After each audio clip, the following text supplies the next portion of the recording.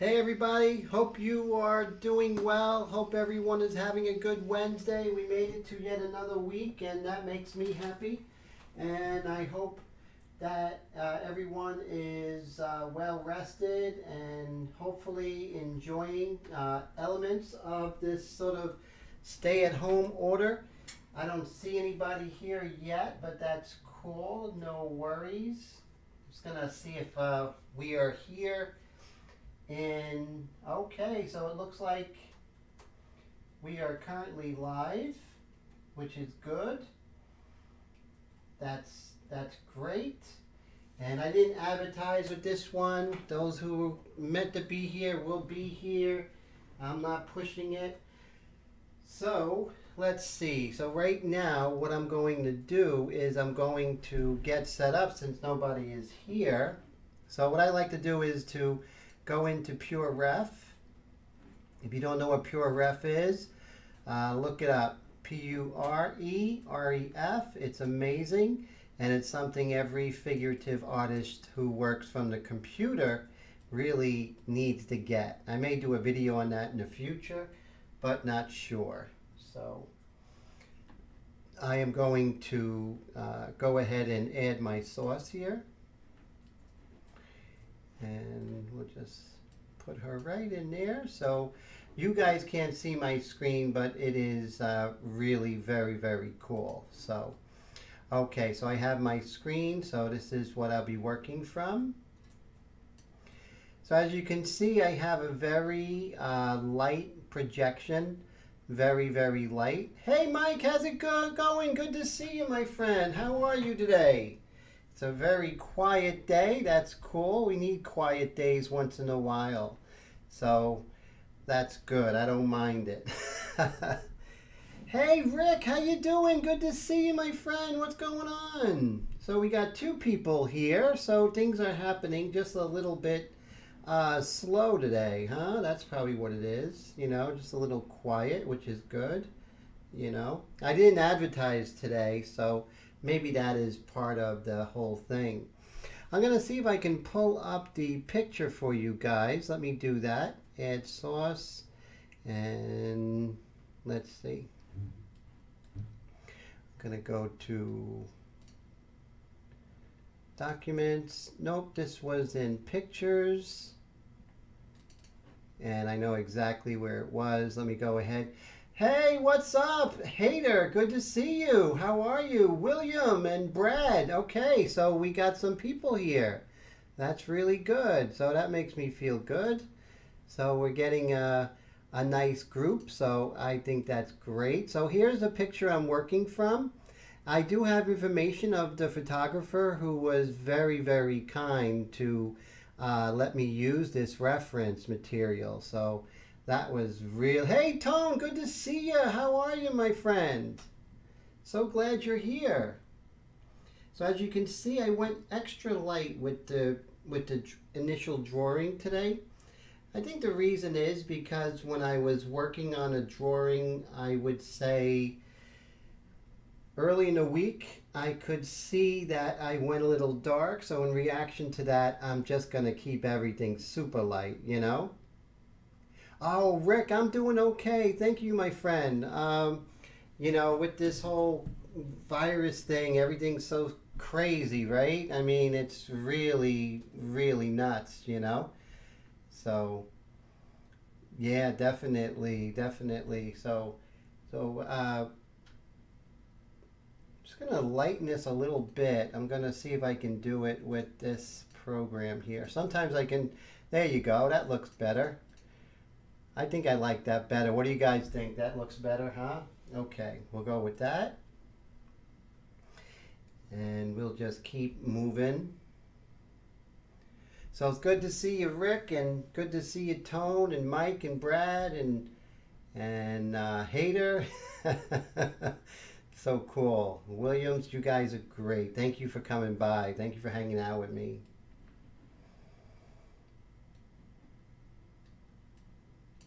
So have you guys used Pure Ref yet? It's really fantastic. It's like a real home run, you know? I really love it.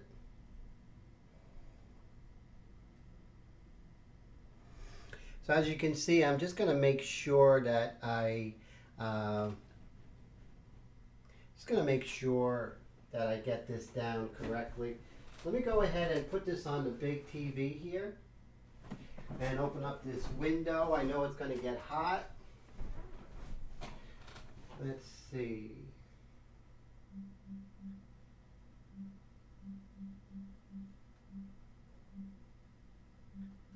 I'm going to go to my library, my videos, and there she is. Got to make sure the sound isn't on, which I know it is. Let's see. So I'm looking at the big screen. It looks pretty good. I like the way that the lines are coming out, so you guys can see it. So that's important. So I'm just going to stick with this eye. And very complicated, this particular picture, and that's why I really enjoyed doing it. Now I'm going to get later the artist who was kind enough to let me use this reference material. Great photographer out of the UK.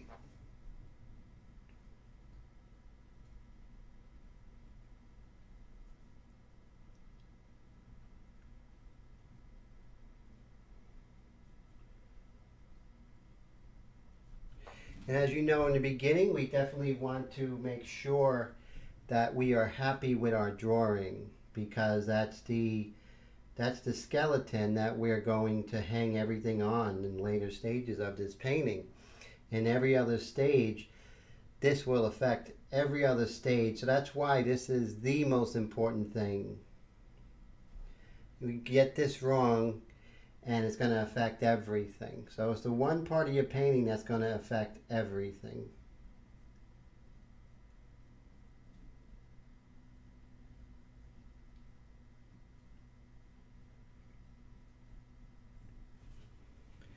So I know I was talking about going with color, and so I decided that I'm going to keep the format here, black and white India ink. However, I will do another live stream during the week, which will be in color.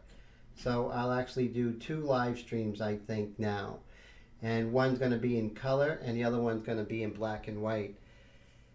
Now the color one, I'm not sure if I'm going to be doing it here or on Twitch. I might do it on Twitch, or I might do it as a private viewing where you would have to go to my class. I wouldn't charge, of course, but you would have to do it privately. So it would be like a maximum group size of, let's say, 20. The good thing is you guys would be able to be talking, one at a time, of course. And it would be on invite, So that's something I'm thinking of doing, whether it's going to be another channel here, not another channel, but another live stream each week. Or I'm going to actually just have it as a class where, I'm not going to charge, for the color demonstration. Eventually I may, but I think initially I won't. So let's see. Now, the thing is, I really want to continue Wednesday nights being in black and white because, I don't want people going into color before artists are not 100%, secure with the workings of the airbrush. It's just too fast, I'm definitely a proponent of the 19th century French academies where you didn't touch color for a long time until you understood black and white. And so that's the teaching, and that's why I'm doing it. So in the course of the year, I did just black and white India ink paintings. And I'll tell you, my control of the airbrush is through the roof. And I can honestly say that my control of the airbrush rivals anyone out there. So, and it's because of the hard work and just working in black and white for a whole year and doing about 6 hours a day. So I wanted to prove to myself that I can get much better with the control of the airbrush. Hey Wendy, how you doing? How's everything? So I'm so glad you're here. I'm not going to be doing color on this chat on this particular Wednesday night live stream. That's going to continue with the same format. But I'm not sure. I'm going to do color, whether it's going to be in a class environment where I would invite those who, you know, like a first come, first serve would be like maybe a maximum of 20 people. And I would do it in the class environment using my Google Meet account. Or I might do it on Twitch or somewhere else. So basically, it would be a little more work for you guys and girls. If you want to see the color, you would have to come to me, you know, because I think that's a little special too. And so that's why I'm not going to make it like 100% easy for everyone just to go into, you know, into color. So I think those who are motivated will actually follow me to Twitch for the color one. So that's what I'm thinking. Because that's going to be in a very, very advanced, you know, that's like super advanced. But this, every Wednesday night, I want you guys to constantly continue to do your black and white work. That should be the main work, I think, for every painter, because the black and white work will always help the color, but the color won't help the black and white. And I will definitely argue that point with anyone out there. Someone could be working in color and they can do it for 20 years. It's not going to make them a better draftsman. But someone's working in black and white, that's going to make them a better painter.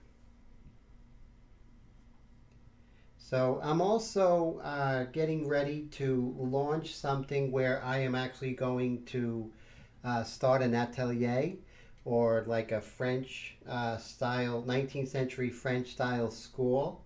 And I wouldn't charge much at all. And it would be something like $25 per week. And you would definitely be like one of my students. And I'm going to keep that down to a size of 10.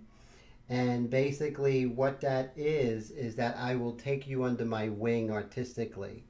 And we will go over everything from drawing to color to art history to design to all these things, selling your work on eBay. But you would have to be one of my students, one of my own. And for $25 a week, it's extremely affordable. And the reason why I did that, because that's how much the academy was when I was going to school a long, long time ago. And I'll even, for those who have financial hardships, to go ahead and offer scholarships to this program. There will be demonstrations, there will be critiques, there will be projects working on together, but it would be 10 students. And with those 10 students, you would be getting the art education that I got when I was a kid. It's not a workshop, not anything like that, but an intense school where, you know, you would have the ability to go ahead and attend the afternoon class or the morning class or both. And also you would have the opportunity to just get that hands-on education, and not just in airbrush but in pastel and drawing materials, and composing pictures, all those different things. So that's something that I'm offering, and I think it's something very special, and it's something I wish I had. I had to take a bus, 2 subways, and walk like 5 city blocks each way to go to school at the academy. I had to work my butt off for it. So this day and age, it's really fantastic, you know. So definitely think about that, and I'm only going to be taking on 10 students for $25 a week. And that is like 1984 prices. It's really, it felt worse than uphill. It was New York City traffic. It was rush hour traffic. It was going in and out of Times Square. It was during the winters with my paint box and my portfolio in my backpack, because immediately afterwards I would go all the way back into Jersey, and then I would wait tables until 10 o'clock at night. And I would do it again. So that's what I did when I was, that's what I did when I went to art school. It wasn't something that was handed to me or something that was easy. I worked my butt off for it, and no apologies at all. So what I'm offering you is something, you guys, is something that you're not going to get elsewhere. So take it, don't take it, it's up to you. Okay, so basically what we're going to do is we're just going to continue just revising things. There's no hurry, you know, this is something that you want to take your time with. This is something that you want to make sure that you're not rushing through this. I'd rather do this for 3 weeks before I do anything with the airbrush.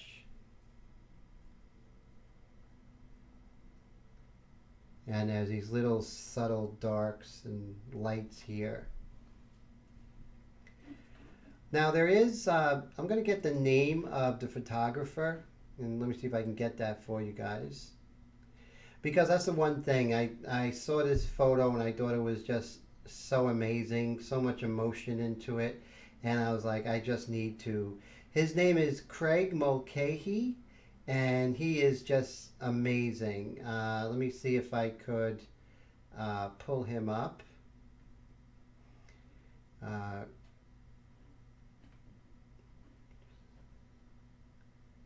So let me just put down his name here. Craig Mulcahy. Amazing artist. Really is. Just really fantastic. And let me see if I can get to him. Anyway, I'll get that for you later. But the photographer's name is Craig Mulcahy. No, not quite that kind of spelling, Wendy, but good attempt.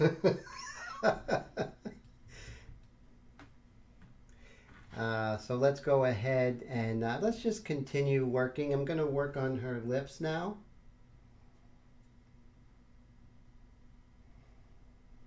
It's the Scottish spelling of Mulcahy, I believe.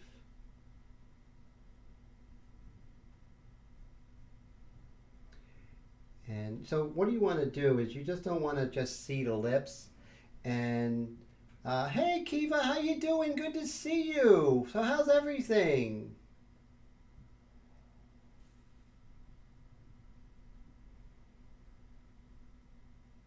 And we're just going to, so one of the things that I see when you're looking at lips, you want to make sure, like when you have the top and lower lip, that you want to see, like, is the upper lip covering the lower lip or vice versa, and in different areas they would actually switch. But right here in the corner, the upper lip is actually encroaching on the lower lip, so you definitely want to see those differences and really try and look for that, because it's a lot easier to find where you're going with a map, right, than just trying to do it just visually.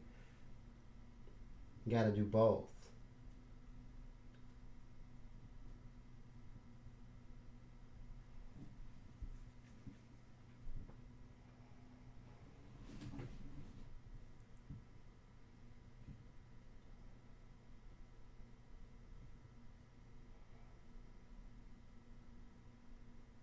And one of the things is to really not get involved in what a lip should look like. Even though you're painting the lip, you want to still keep that sort of open mind of looking for a second and painting for a second or drawing for a second. And that's going to keep you from getting to the point where you're making things look, how do you say, more like a comic than reality. Well, I'm glad that it's good that you're busy. I just want you to be careful if you're going to be out there, Kiva, okay? It's scary out there.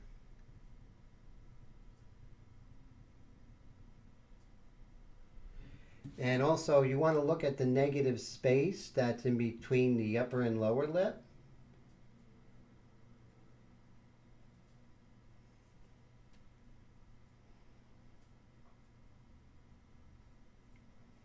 Yeah, it's very, very scary. Just everyone stay safe out there, guys. That's all.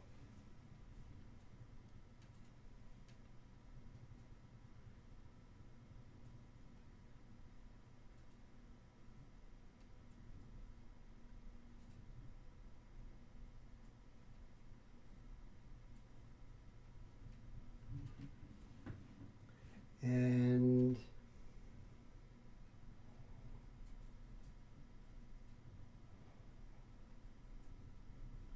there we go. So you see how I'm just really trying to just get the anatomy of what's going on and not getting too involved in too much detail. And then I'm going to come back, you know. And also looking at angles. So one of the things that you want to do when you are drawing, whether it's in the beginning or in the end, is you always want to have an imaginary clock, just like that. And then of course you have 12, 6, 3, 9, 10, 11, 8, 7, 5, 4, 2, 1. So when you're looking at angles, you want to say to yourself, okay, so what angle is that at, right? So if I'm looking like, let's say here with the nostril, I'm going to say that this is probably 1 o'clock. So that's why I'm going to make sure that I pay attention to that. So it's not just saying, oh, I'm just going to draw it, that looks good. That's not good enough. You can't trust your eyes. You definitely have to really, really buckle down and make sure that your eyes aren't playing tricks on you. One angle off of here, and then you play off this angle, the whole thing will fall apart. So that's why it's so crucial to make sure that all the angles are correct. And it is, so, you know, those who just love to go in guns blazing, that's when mistakes happen. So at this stage, you definitely want to be very, very, very, very careful and just make sure that you are 100% trying to get that accuracy.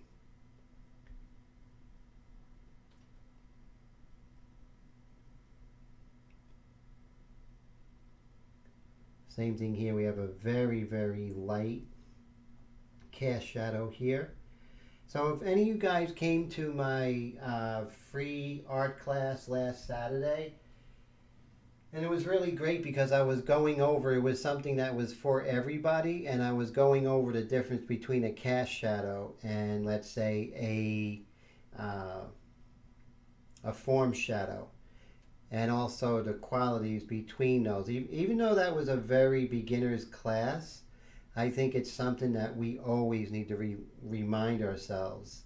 And that's why I say, you know, it's like black and white should never be frowned upon as something less, because black and white has everything except the color. And a well done black and white is worth 1,000 okay color paintings. So I'm going to look at this angle here, and I can see that the angle is pretty straight, but what's happening here at the bridge of her nose is that the what's making it's a little bit of angle coming out here, but then as we get over here, we can see that it is, her nose is more straight. What's giving it a more of a feeling of having, you know, going up and down is not the contour of the nose, but the inner shapes. So let me see if I could illustrate that the best I can. So if you see her nose, it looks like, it has like a ball at the end, and it's, you know, if you look at it just at the naked eye and you just quickly look at it without studying, you'll be like, okay, there's a bump over here and that. But in reality, there isn't. What's really causing is this inner shape over here, this inner shadow, giving it more of an appearance of having more of a bump. So those are things you really want to study and be careful. So that's really crucial.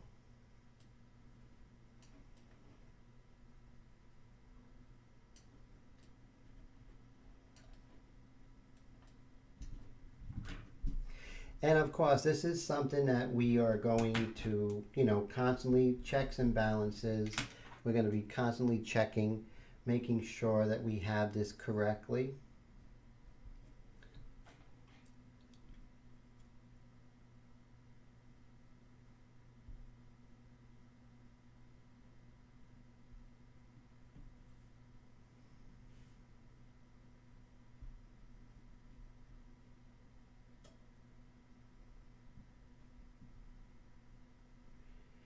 And just the little ball of her nose there, we are going to put that in. And then her nostril comes out right about here. And then we got to look at that angle. Remember we talked about the clock and, what hand would it be, right, on the hour hand. So if I'm looking at that turn of the nostril right here, I would say that's about 11 o'clock. So that will be my decision. So you see how that is so crucial.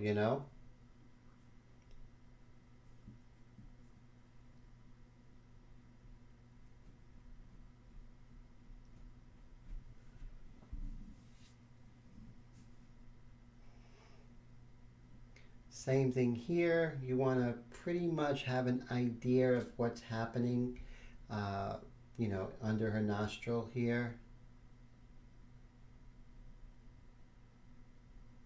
It's just, this is really going to help us. And what we'll probably end up doing with this is that we'll get to the light mixture and put in some of the whites, the lights, not the whites I wouldn't say, but put in some of the light colors, and then maybe just start with the uh, light mixture a little bit after the white.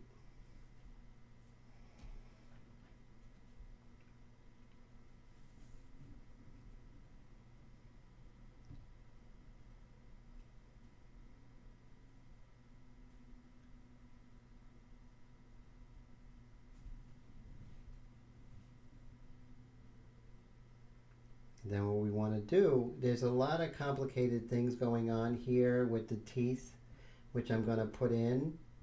Now I could put in the teeth or not put in the teeth, but I definitely want to, because that's one of the things that really, all those little quiet details in the shadows. And I talk about that a lot, the quiet details in the shadows.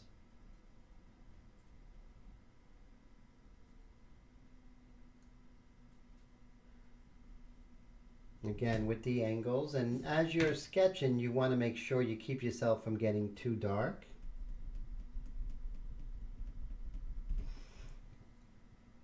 And so what is, I had seen this on Pinterest, right? I was looking for photos with emotion, and I want you guys to try that too. So I was on Pinterest and I saw this photo, and I was just this image of this woman with her emotion, and I was like, wow, I really need to do something like that.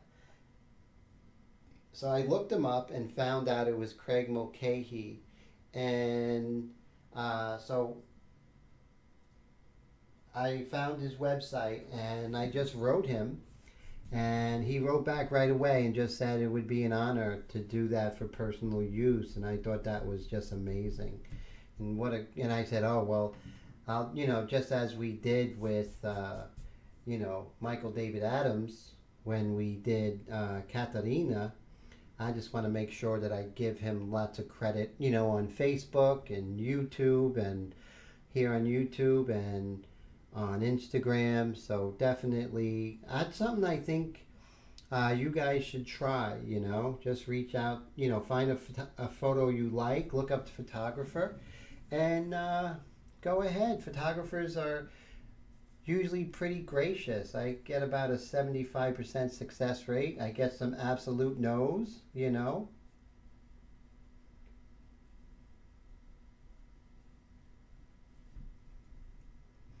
Same thing here. We just want to continue not only the positive shapes, but we want to look for negative shapes too, right?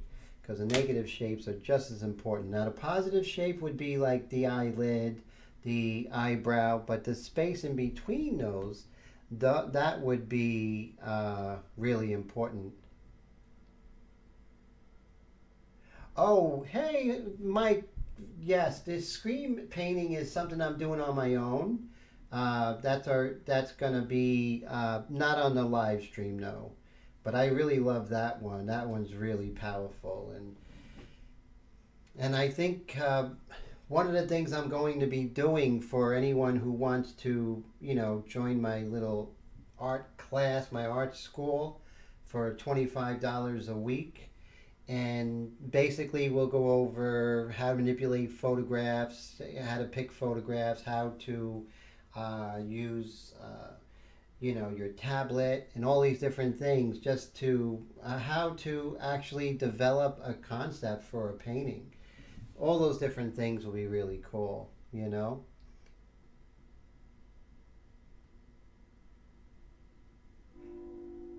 Oh, thank you, Wendy. I appreciate that.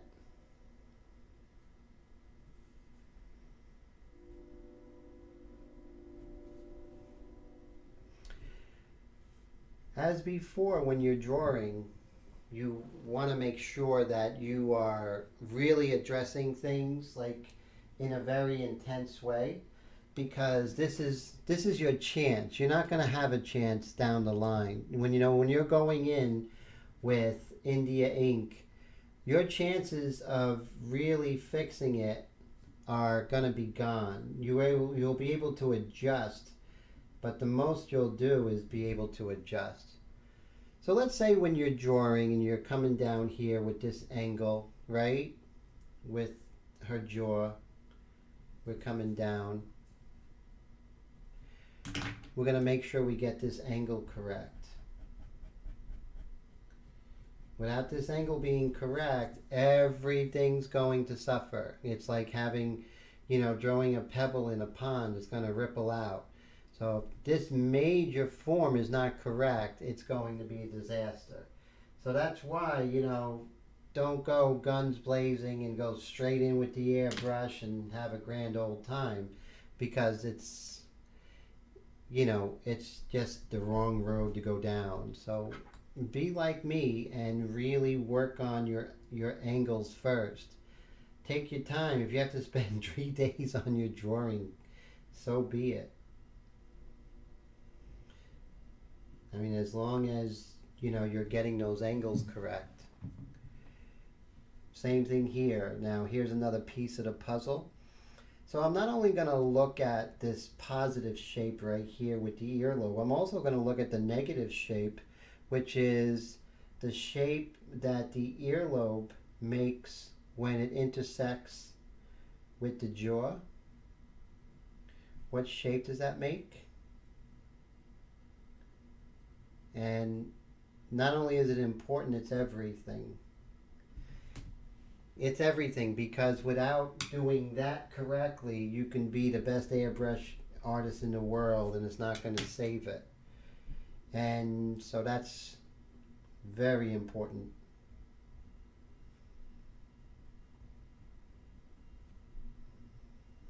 So has anyone watched any really good art movie or art documentary of late? I saw this really good interview which was on Francois.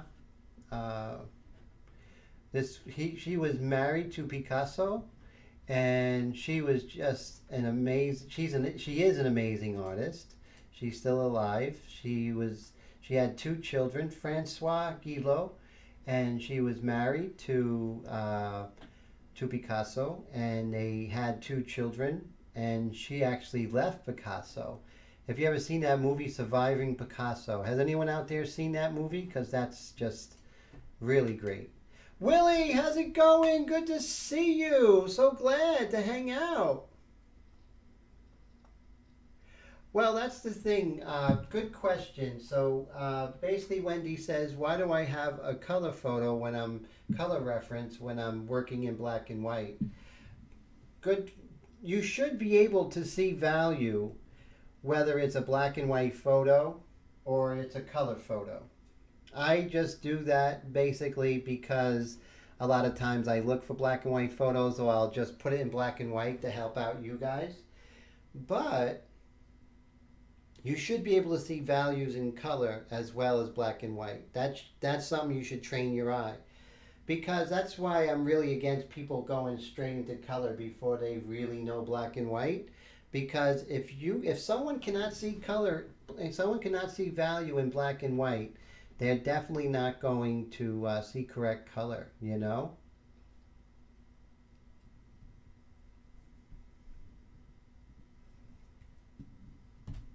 Yes, I'm so glad you're here, Kiva.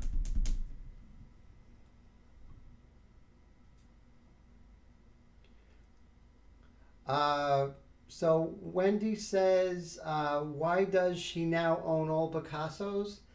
I don't think she owns all the Picassos, that's for sure. Francois Guillot basically was married for a time. They separated. She also later married Jonas Salk, the gentleman who, the cure of polio. So she does not own all the Picassos, definitely not.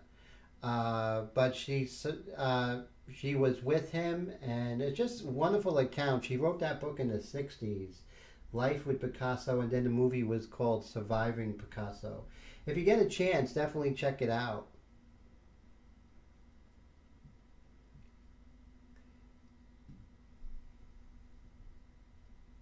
Yeah, well, that's true, and they had a great relationship, her and Jonas Salk, you know. But she was an amazing lady. Amazingly, she was going to be a lawyer before she decided she wanted to become an artist, which was pretty cool. And of course, she was living in France during the Nazi occupation, and so was Picasso. So, very interesting. Brad said he should write a book surviving his ex wife.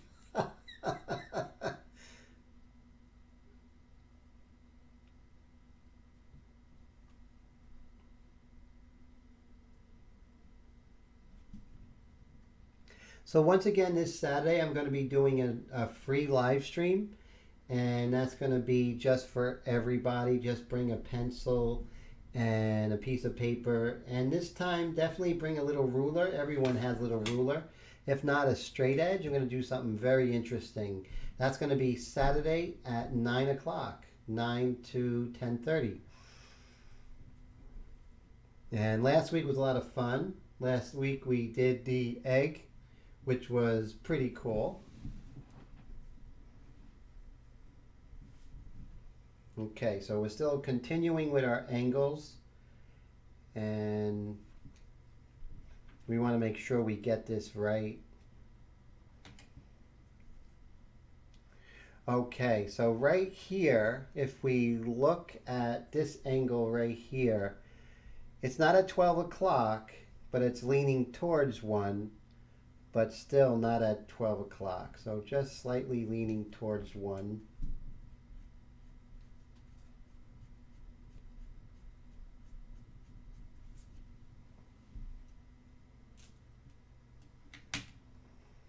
So what I like to do is I like to come up this way and come down that way with a pincer movement and arrive at exactly where I want to be, as opposed to just try and do this little Olay thing of working all the way down. That's no good.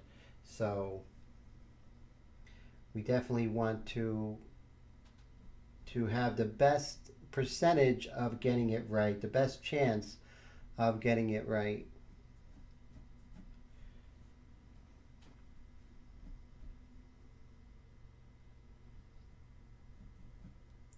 And I see a slight angle shift over here. And we want to definitely look at those angle shifts.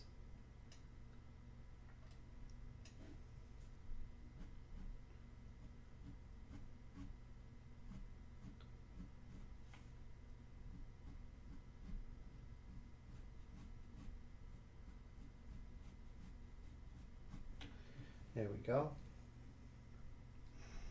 And this all could be adjusted down the line, but the thing is we want to make sure that we are on the money rather than any kind of guesswork or anything like that.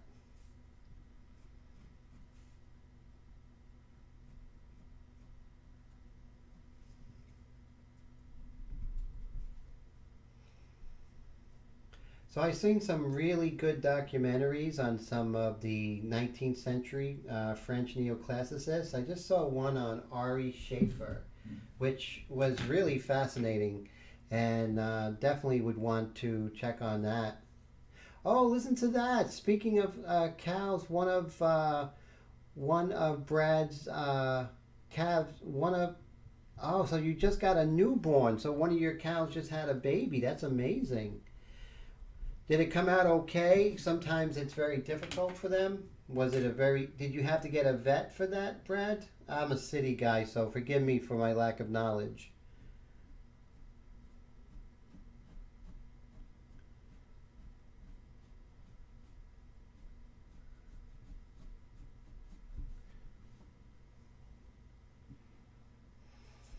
Okay, so I want to pretty much come down here with the jaw and just really work on these angles. Like I said, these angles are wrong. No one's going to save you. Oh, wow. So you didn't even need anything, any kind of veterinarian. Probably after the fact?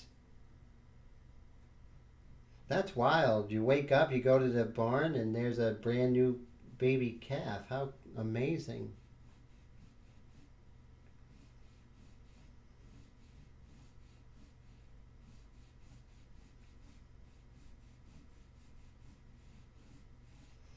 Here's a very interesting thing. Uh, hey, Chajo, how you doing? How's everything? Tiago, do I say it correctly? Let me know if I got it right. Tiago? I remember seeing your work, Tiago. You're amazing. Because I remember seeing your channel not too long ago. You're an artist, correct? I, because your name I would not forget. So your work is really fantastic.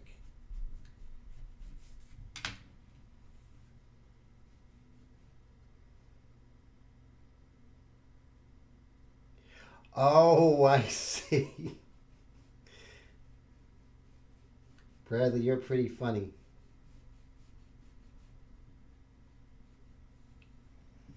What's interesting here is like almost this line and this line doesn't connect, which I find out very easily. So good to see you, Tiago.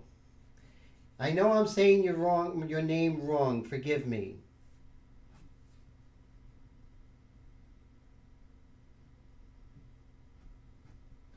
And what we're doing right now is just making sure before we go in with the white illustration colors. And Todd, good to see you. How are you, my friend? Uh, we just want to make sure that we have the drawing correctly so we can definitely describe the forms, but we want to make sure we have the proper structure. So that's why, always the first week is I spend a lot of time on the drawing because I want to instill the importance of having that, the importance of having that seriousness when it comes to the drawing stage. It's so important. Put this over here. Get the angle correct. There we go. Great. So you see we have different angles.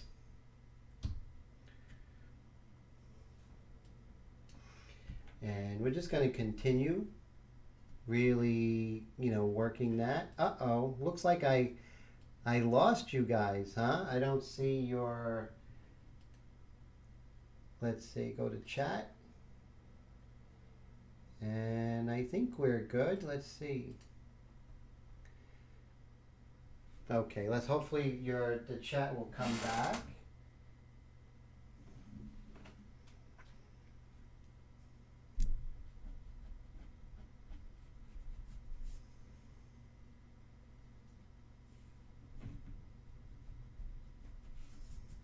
Oh, there you are. The chat is back. It went away for a second, then it came back. Not like the old days, Willie, where it would just go away. Remember? Those were the good old days, right, Willie and Wendy? You guys know you've been here from the very beginning. The very, very beginning.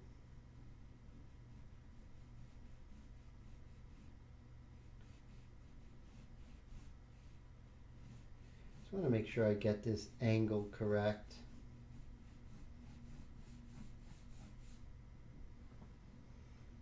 Oh, so Tone finally finished a piece. I can't wait to see it. Is it on your Facebook page? Because I'm going to check it out tonight.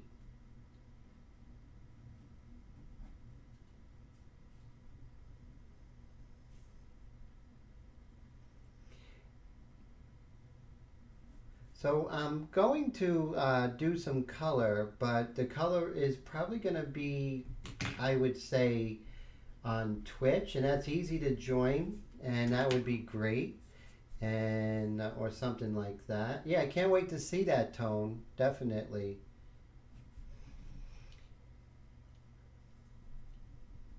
Now, what I'm also going to do is I'm going to take this photo and I'm just going to Photoshop it a little bit and manipulate some of the edges. Some of the edges where I want to change the depth of field a little bit, just to adjust.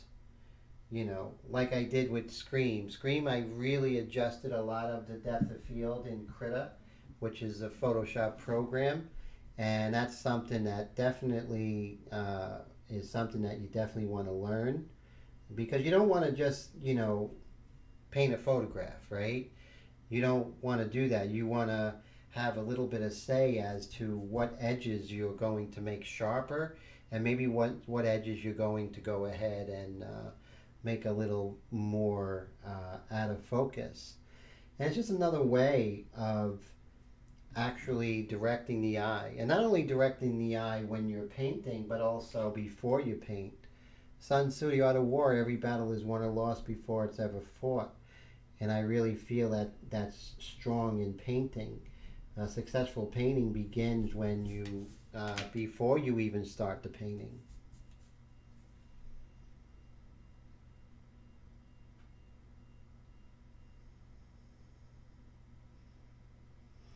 Oh, so Wendy says that her son was playing with the Apple one. Procreate, is that the one? But it said didn't have the shadow feature like Photoshop. Well, the trick when you're going ahead and changing edges and stuff like that, Wendy, are using filter masks and layer masks.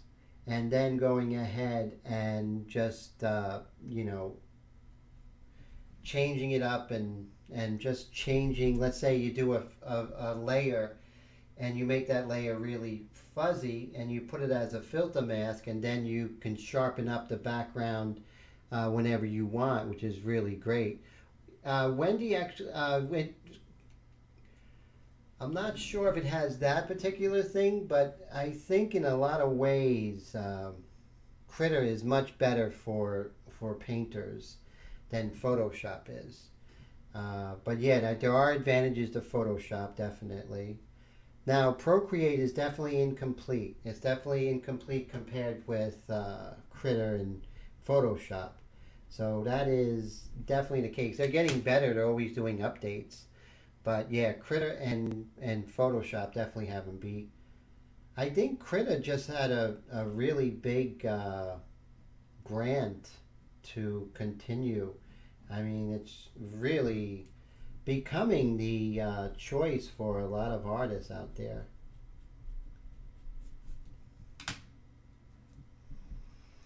Now, what I've been hearing a lot of pushback about using digital art, digital techniques, and digital painting. And I definitely can understand that point of view. You know, being someone who was classically trained in before digital painting was even a thing, I can understand the pushback, right? But digital art is definitely important and definitely could help our classical type of work more so than anything else. And I think to embrace the digital medium doesn't have to be as important to you or to anyone as a classical medium such as oil painting and airbrush and all those other things. But I think it really could help. Uh, Now, Tone says only posted in his stories. Okay, cool. That's his new work. And Wendy said he could change the direction of the light and shadow. That's very interesting. Yes, they do have that in Krita, but not to the point where you would have to basically. I don't see how that must be something to do with more like, let's say, if you're creating something, but to change the light and shadow on this, that would be almost impossible. Uh, I think if you're, and I think what that is, let's say you're doing a computer generated image of a person, like let's say you're doing it from scratch or out of your head, yes, but something like this already has the lights and darks, so I don't see how the computer would read the form in this way, but that's interesting. I would love to see that firsthand. So Mike says, uh, what did that drawing pad you were using in your critter drawing videos cost you? That was only like $54. It was amazing. It's the Huion 1060 Plus. It is just amazing. And for $60, you see, I actually enhance my teaching with that. I can show the students what I'm fixing. I can create full paintings, and it's just an amazing tool. And to use the mouse is ridiculous compared to using it something like this. This is the electronic pen that comes with that. And for $60 plus the program is free, you have to have a fairly decent computer. Can't have something from 1999, but you can. If you have a decent computer, you can just start doing it right away.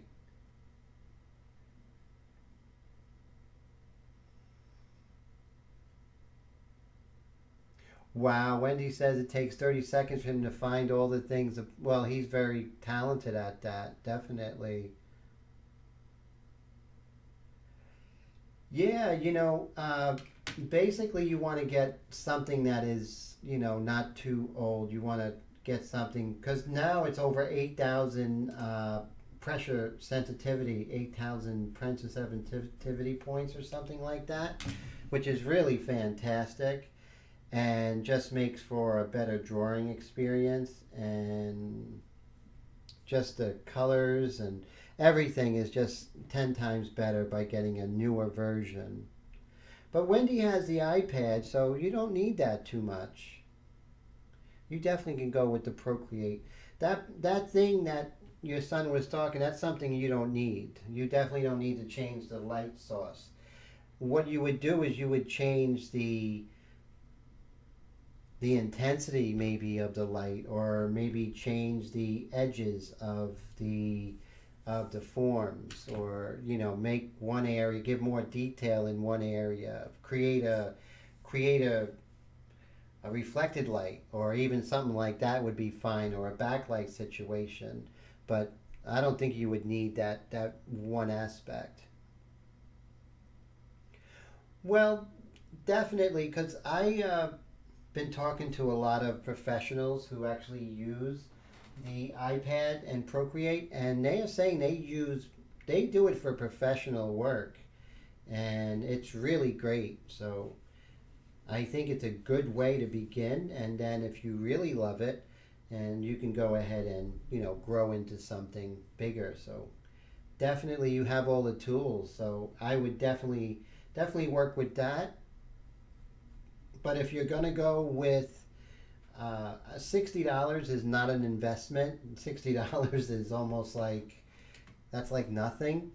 If you save that up over a course of 2 or 3 months, it's like what, a sandwich, right? Each month. So definitely the route to go.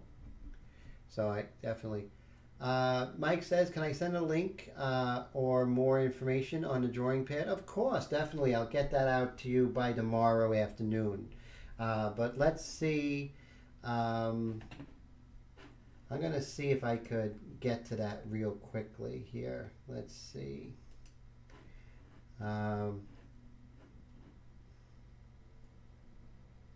Yes, it is. Sometimes that link is broken though, which is a pain, right, Wendy? But I'll definitely get that to you. It's the 1060p, and I think it went up to $70, but if prices goes down, it fluctuates. So last time I checked, it was at 70, but I think there's a coupon to bring it down $10. So at least it'll only be about $60.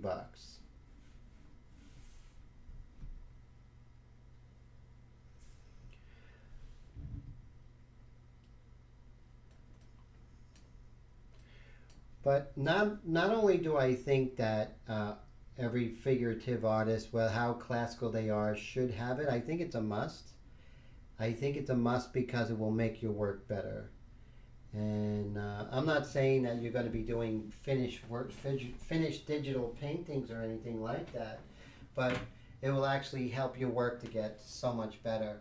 Oh, that's the great news about the program. It's Krita, Krita, and it's absolutely free, which is great. And so if you guys do decide to go with Krita, let me know. I'll send you a cheat sheet. I'll send you some of my major things that you do just to go into black and white and start there and then fooling around with it. And also, I'm going to do a video on how I actually will manipulate a photo to have the lights and darks. Now this program, Krita, is as good and in some cases better than Photoshop, and it's absolutely free. So it should be worth like $700. It should be a very expensive program, and it's geared towards artists, not photographers. And what's really cool, you can do comics with it. You can go into animation. It's just amazing. You can do a full animated story with that, which is unreal.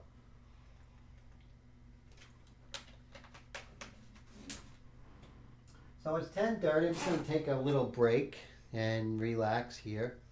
What I'm going to do is so go ahead, talk about some of the things on Krita. But while you do that, I'm just going to write here in the comments here the name of the product, 1060p.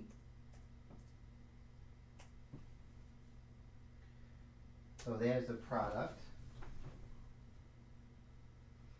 And then I am going to, it's krita.org.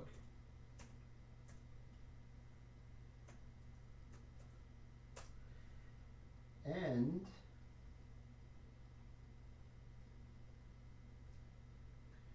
also krita.org, the Huion 1060p. Those are really good resources, and I think would help a lot. Gloria, how's it going? How are you today? So glad Gloria made it. That is so cool. It's been cold here in New Jersey last couple of days. Oh my God, last night it was in the 30s. Tonight's going to be in the 30s. So we have some crazy weather going on here. Going on with the crazy virus stuff going on in the world today. That's for sure. Oh no, better late than never, Gloria. So that's cool. So I know that, things happen and everything, but I'm so glad you made it. So we're working on a new project, as you can see, this new portrait. So I'm excited to do it. I love the expression on her face, and I just wanted to do something like that. And oh, you're very welcome, Mike. That's for sure. Tone says yes, like winter is coming back, definitely. So Wendy says it's hot where she is, and so I'm going to. So you guys talk, and I am going to get a cup of coffee because I need it. I'll be right back, guys. It's 10:30. Gotta. Where's my cup? I have no idea. Be right back.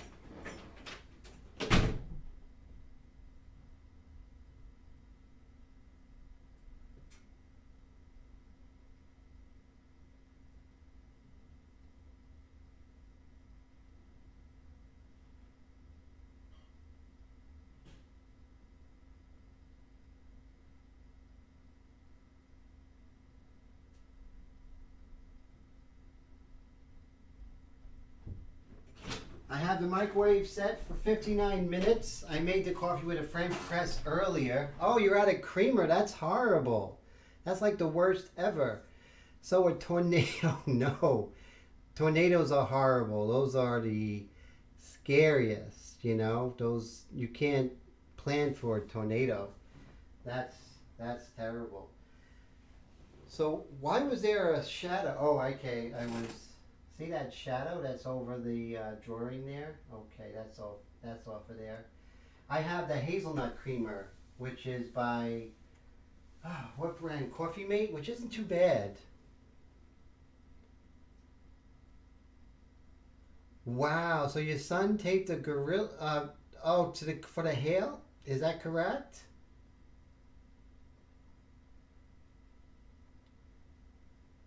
Oh, so Willie, you're saying that the photograph that I'm painting, she looks like she forgot who she is.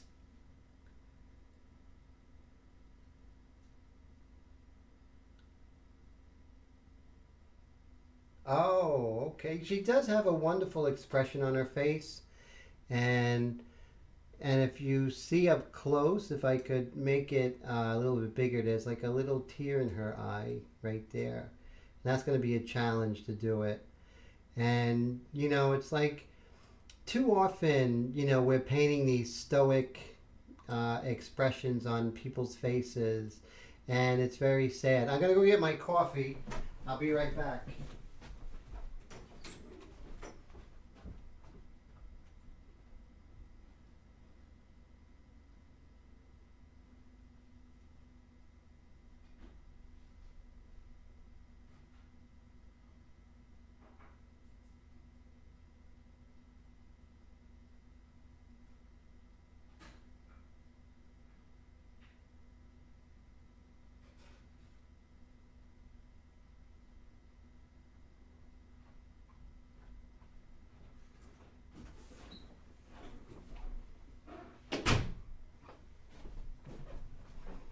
Yes, she does look worried. I'm back. I have my coffee. Look at this, guys. Doesn't that look good? Bam. See, I put my coffee over my drawing. That was the worst idea ever. Don't ever do what I do. Do as I say, I guess. So, Gloria, I got something to tell you, which is really pretty cool. So, you know, I haven't been able to get to the gym, and I feel like my muscles are turning into flab. So, I got 2 gallons of milk, and I finished the first gallon, and I filled it with water, and it's just like a barbell. So that's working. So I feel like at least I could maintain some muscle tone.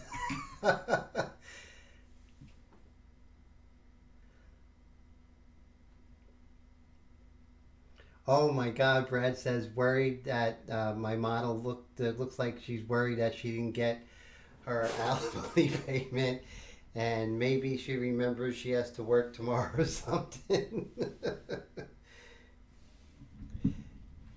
uh, yes, so thanks, Gloria. So I'm getting, you know, that with push-ups. At least I'm trying to get back into a little bit of shape. Who knows when the gym's going to open up again?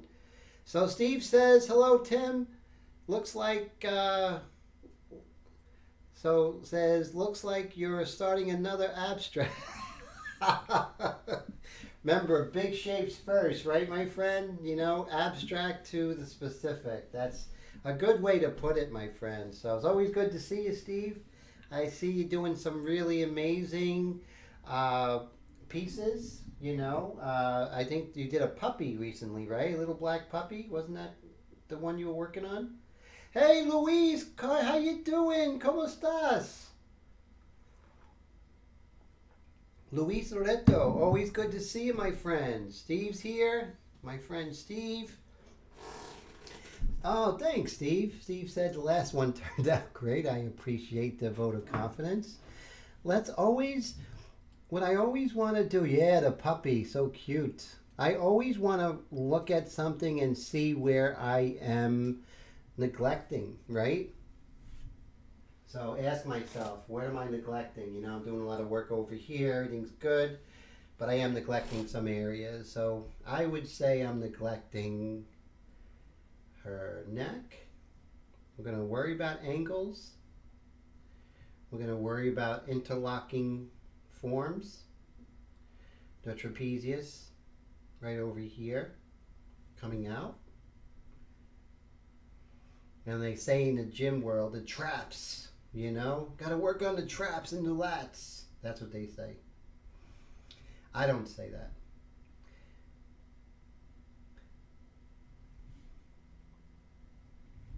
There we go.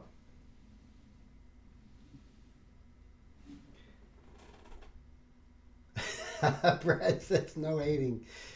I hear ya.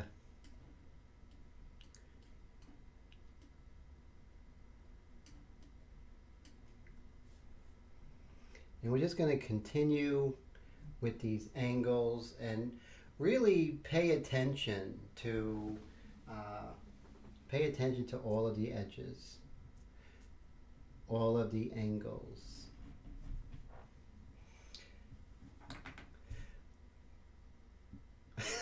Wendy says she feels lucky she doesn't have exes. Everyone has exes. You can't not have an ex, Wendy. Unless, you're living in a bubble, and you're not living in a bubble. Oh, they moved.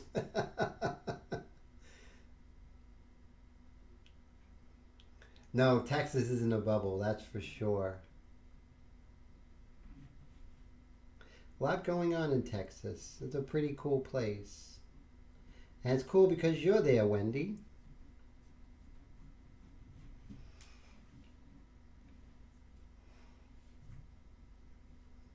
Now what I'm going to do is I'm going to worry about anatomical landmarks, okay? So I'm going to look for the anatomical landmarks, where the major anatomical players are. In the neck area, what's the major anatomical players? That would be, everyone knows the clavicle, the sternum, those are the muscles, the clavicle and the sternum. And then you would have the sternocleidomastoid muscles, which goes from behind the ear all the way down and connects the sternum and the clavicles together. I'm not saying to go ahead and learn about anatomy, but definitely learn about the sternocleidomastoid. It is really important. It's the sternocleidomastoid.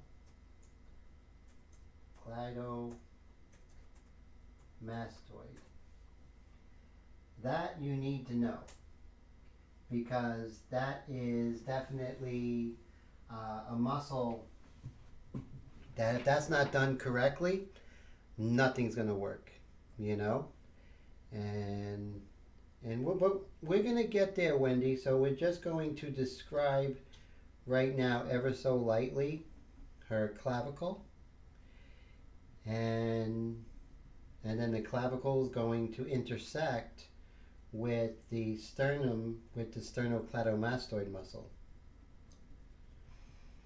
Mastoid is the mastoid process, which is behind the ear, so on the skull. So the mastoid process goes to the sternum and the clavicle, and that's when they meet, and hence that's the name. A lot of times with anatomical names, they actually make sense because they actually talk about where they insert, where they come from, which is very good. I would love to get a live model uh, for a live stream. That would be fantastic, and I would love that.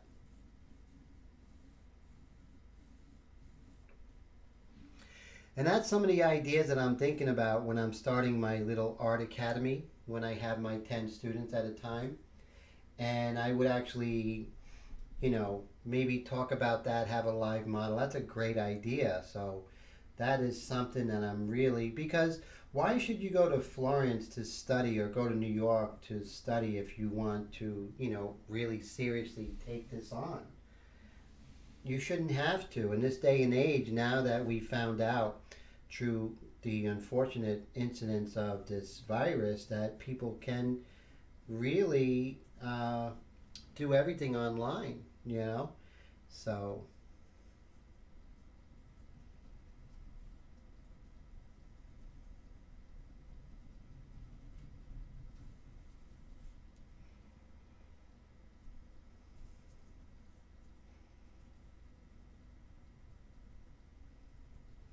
what I want to do is a class on photographing the model, which is really good. Oh, Mike says he has to go. His virus malware scans are locking up.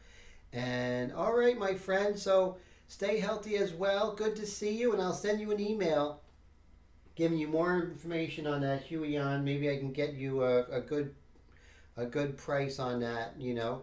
And also and on Krita. So let me know if you have any more questions after I send that email.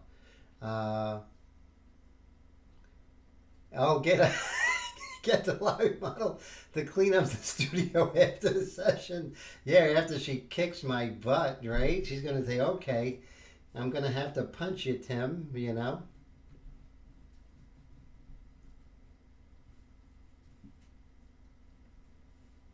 And we're just gonna continue just getting some of these shapes. So you see right here, the this is actually her vein. And so right here is that insertion of the sternocleidomastoid right here. And what that does, it goes all the way up here. You can't really see it throughout the whole thing, but it pretty much goes all the way up here behind here. So in looking at the direction of the clavicles, this coming this direction, this over here, this is the top, this is the bottom. So it should actually fall at this angle right here. And so, with muscles, you have one that's active and the other one's passive with the way that she's turning here. And now we can go ahead and move on to her ear.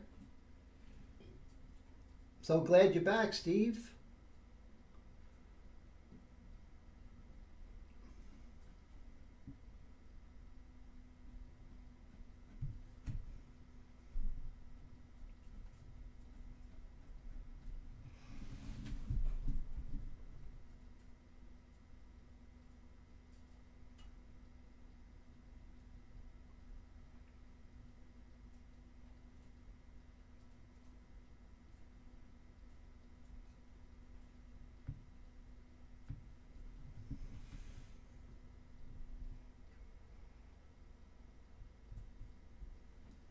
Let's see.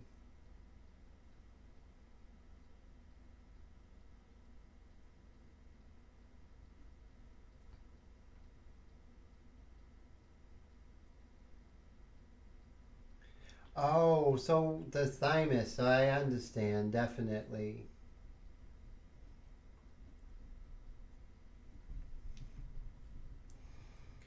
Also,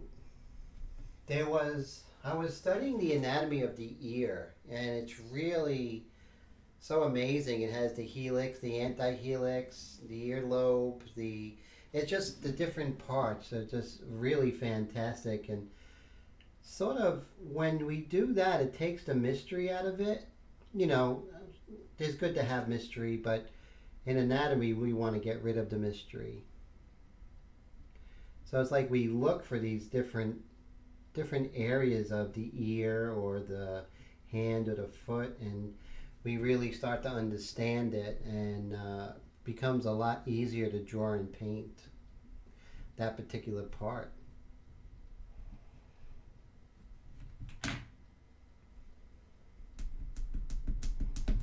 Now with the teeth, you don't want to go ahead and try and do that at the end, right? You know, it's like we're not oil painters, so we don't have that ability.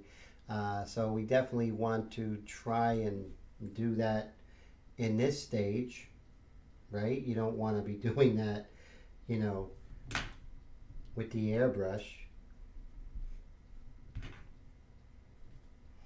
So negative shapes first when we're looking at teeth, I think. I think it's always good to do the negative shapes. So you're very good at teeth,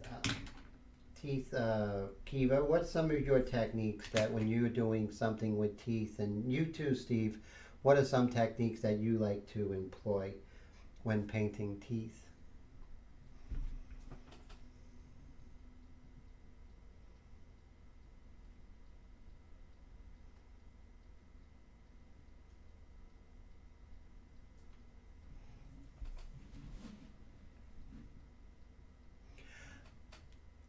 Yes, definitely, Steve, right? So you understand, Steve, how important, you know, not going into the fun part just yet. To me, this is fun, but this not might be fun for someone, you know, going to the live stream. But I have to really impart that without doing this particular stage, all the other stages are going to be garbage, and this is like so important. So, you know, tonight we can just talk about, just talk about what I look for when I'm drawing. This is how I would start a full-fledged drawing as well. Exactly. So Kiva says keep the lines light. Steve also says lines start light so you can fix the crooked teeth. Yeah, definitely. You want to, because we're always going to mess up the teeth, right? So we definitely have to fix that. And it's so subtle, right? And I think a lot of times I'll make things like too much contrast, and I can get rid of that contrast. You know, I have the window open, it's like 38 degrees, and it's still hot in this room because remember when you're doing video, guys, you need a lot of light. So I have two big studio lamps. I have a desk lamp, and I have two lamps behind me, plus all kinds of computer equipment going on. So pardon me while I turn on the air conditioner.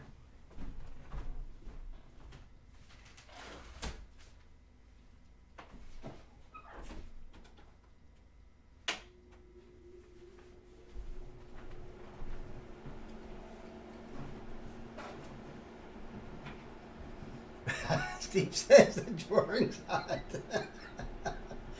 I appreciate that, my friend. So I'm working on the teeth and, you know, the negative shapes, right? That's what I'm really studying. Keeping it light like Kiva and Steve said. But I'm just worried about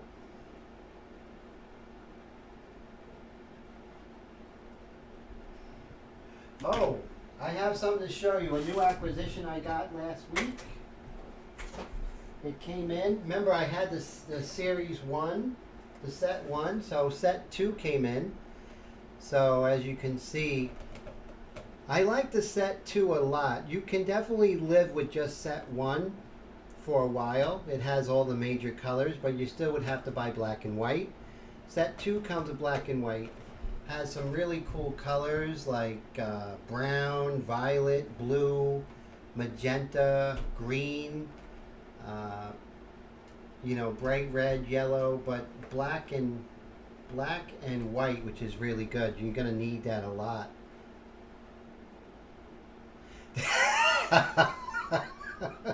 Yeah, Willie, you know, it's crazy. I'm always hot, you know, always warm. That's why I love the winter, you know. You can imagine how I feel in the summer. I want to move to like Greenland or something like that. Let's see. Okay. So Kiva says she hates them and she loves them. Is that the inks that you hate and you love, or is it? So clarify that one for me, Kiva, because I want to know. Now, if Kiva hates them, they must be really bad. So Brad ordered both sets about a week ago, and they haven't even shipped yet. I know everything is like. Remember, it used to be like next day shipping with Amazon. Now it's someday shipping. You know.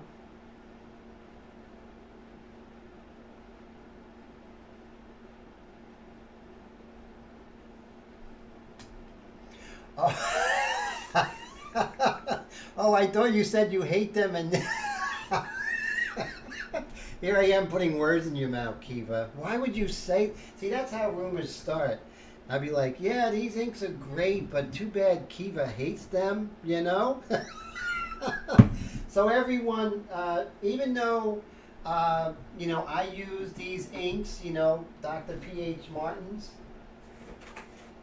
even though Kiva hates them with a passion, I'm going to say, I don't know why Kiva hates them, but she just despises them. Don't even mention him around her. That's all I'm saying. See how rumors starts that easily. That's so funny.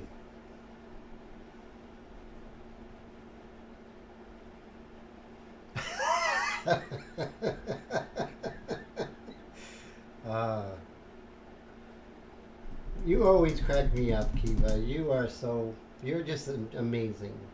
You're amazing, amazing, amazing. Always feel good with Kiva around. So Tone says he's running out of reducer and the white opaque paint. Oh, okay. The reducer for... Now, what is that? The Createx?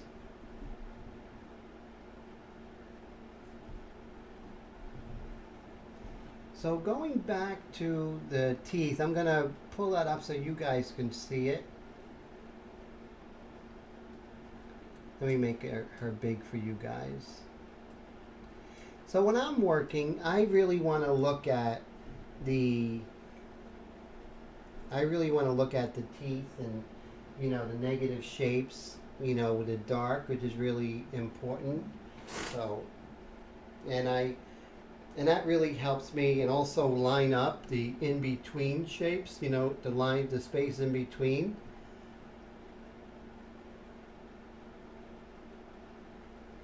So who's crying? Nobody's crying.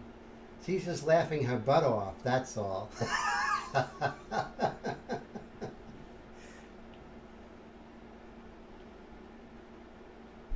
Oh, the illustration, the 50/50 white and the 40/12. Definitely you want to get a hold of that. I know they sell it on Amazon, and also Spray Gunner as well, they have it. And believe it or not, I think they are starting to carry that Dick Blick. So definitely if you're running out of that, those two things are so important, no matter what you use, whether you're using Createx. Now 50/50 white is the best white out there, and the reducer together, great stuff, great stuff. I know you use a lot of that, don't you, my friend? Steve out there, and also Kiva uses the illustration colors. So Blick has them, very cool. I'm running out too. So I'm waiting for some of my Amazon money to come in, with the affiliate program. So that's really good. Oh yeah, they really are. They're light fast and archival. So that's really good. That's the first thing I look. Now the Bombay India ink, those are light fast and archival. Other parts, other lines that they have aren't, Steve. So,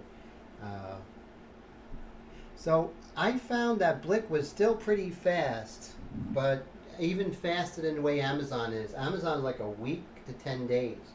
Those inks took like 10 days.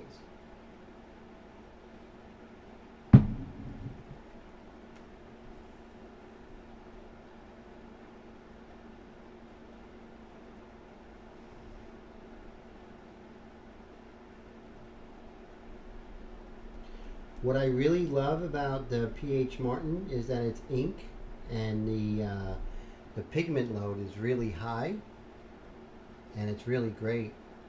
2-day shippings that's a thing of the past, Wendy. They did away with that. Now it's someday shipping. So unless it's like something that they deem as important, they're not going to ship it out to you right away. They're actually, like Brad said, they just will hold it for a long time before they ship it out. I just think they're waiting for an excuse to slow things up. You know, all the things that Amazon does, which is like next day, sometimes same day, everything like that. That's to get market share. Once they have that market share, you're gonna see that's gonna be a thing of the past. You know, get rid of the competition by doing things like that. But then when they don't have competition, they'll get it to you whenever, because that's their plan. Used to work with them, so I know. 10 years worked with that company.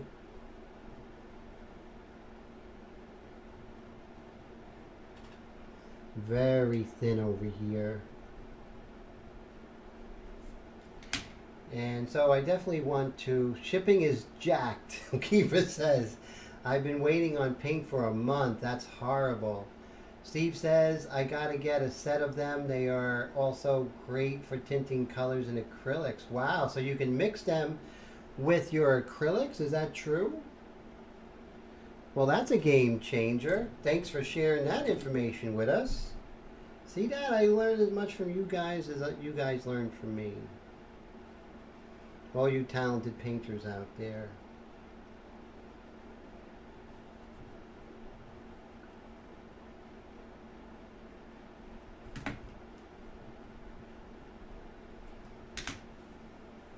See, like the center of the two front teeth is really not in the center of the lips, but over to the side. So that's where I'm looking at the lines, you know.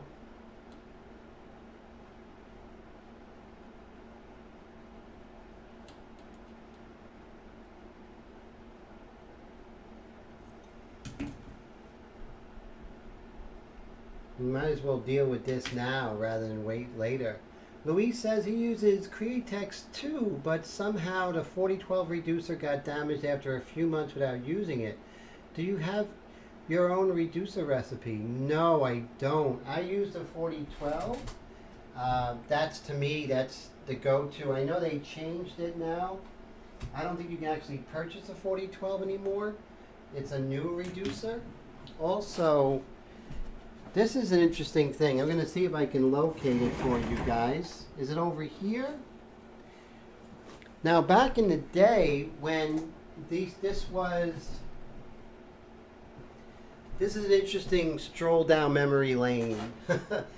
Back in the day when Drew was really involved with the illustration colors, Drew actually came up with the 5091 reducer. It was called the illustration reducer, just for this, not for anything else.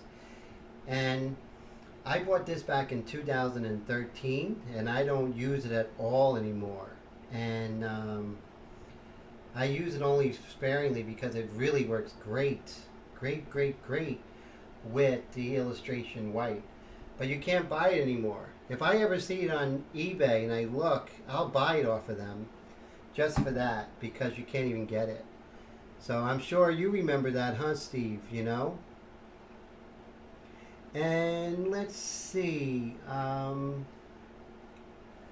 Wendy says 4012 reducer was damaged. Maybe that was what happened to her carry painting. My reducer is like 10 years old.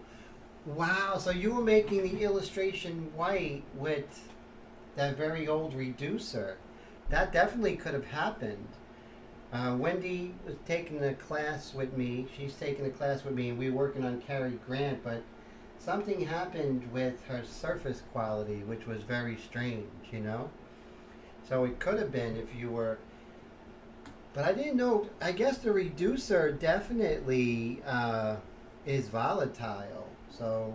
But this stuff, this is from 2013, and you can see it's still perfect. So what do you think of this right here, which was the 5091 illustration reducer? Did you guys use that? And if you did, I think it's fantastic. I talked to Drew about it, and Drew was like, yeah, that was back in the day, and now Createx is trying to pretty much get one reducer, but that's not Drew's doing. None of that is Drew's doing. Drew will tell you that that's the best reducer out there, but they don't make it anymore. I'll tell you, Drew, when he was really, doing it, the paint was just perfect, I would love if Drew Blair comes out with his own paint line. I know it would be just perfect for artists. So let's hope we can get Drew to come out with his own paint line. Wouldn't that be fantastic? I mean, finally a paint, made by artists for artists. Now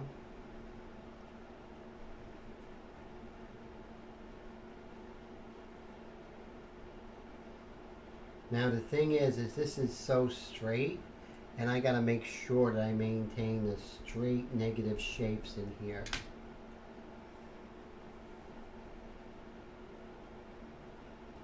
A lot of times you will just have to paint the negative shapes, and that will be enough to describe the forms.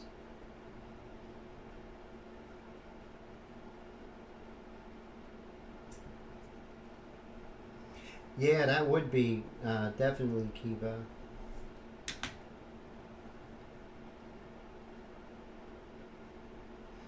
See here, just too much detail just yet. So Luis says he understands Createx illustration colors were made in cooperation with Drew Blair. Yes, but he had a lot of say-so of it in the past. A lot more now. And so that's true. They were made explicitly, almost exclusively for his technique. The way that the binder breaks up and you can erase, and that's why I like it in this, because I use the my own white mixture. So I use the Createx in the 4012 now, and that's how I begin the process. So if you guys look at what I'm working on now, which is Scream, and I'm really enjoying this particular painting, as you can see. And you can definitely see why, the 50-50 white is so important, and it's very erasable. And so that is, really important for this technique, is having that 50-50 white. No other white does what Drew Blair's illustration white does. And thank you, Willie, and thank you, Wendy. I appreciate that. So as you can see in my work, emotion is becoming very important. Not just getting a photorealistic, stoic look, but really getting in there and trying to do something very different. And that's basically where I am now. But you can see how the white, the importance of the white, because here's the color of the paper, but you can see where I put the illustration white in the beginning. Thanks, Brad. I appreciate that, because you can actually erase this illustration white, which is really fantastic, and you can come up with the, with the paper underneath, which is really, really probably the best thing for my India ink technique. So that's why the white is so important. Thank you, Steve. Yes, the emotion is just everything to me now. And just a variation of emotion. And her teeth look real. Thanks, Wendy. I appreciate that. And, that's basically, where I am now with my work, is just trying to get raw emotion and not really tell a story, but just have the emotion, so we wonder what the story is. And I think that's powerful. Sometimes it's not good to spoon feed the viewer, but maybe just let them make up the story. What I want for my work is when you see it in a gallery, and who knows, maybe 100 years from now I'll be long gone, But if it's on the wall with other paintings, I want people to stop at my painting. And I want them to really not be able to ignore it.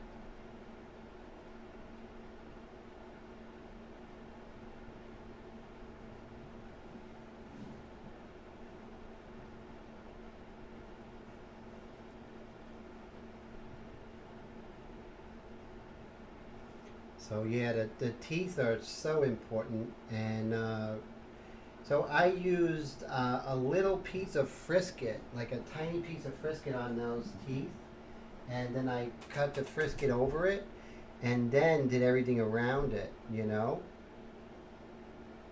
Oh, I appreciate that, Steve.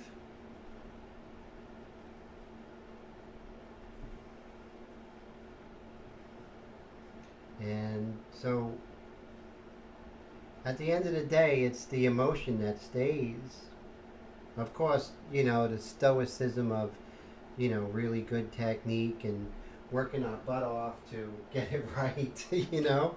Uh, but yeah, I'm actually getting much more creative, Wendy, with the Frisket. And since I did find that really inexpensive Frisket, so never buy Frisket from a paint company again, guys. I definitely don't want to hear that you went out and got some Frisket from whatever paint company. This stuff right here is gold by Contact brand. It is adhesive matte liner paper. It's clear and doesn't have too much glue on it. And you actually get 20 yards. It's 18 inches and 18 inches and 20 feet for about $5-6. So, and you can get that at Walmart, you can get that on Amazon, and so never go out and buy that expensive Frisket ever again, guys. You just don't need to. It saves me a lot of money. I use Frisket a lot more, you know, and just Contact is the brand. It's called Contact matte liner paper, and it's clear. So right here, it's clear matte, transparent matte, and it's by a company called Contact brand. And really, guys, I'm giving away secrets here, and it's probably going to bring the price up, but you guys are important to me, so I'm going to share it with you.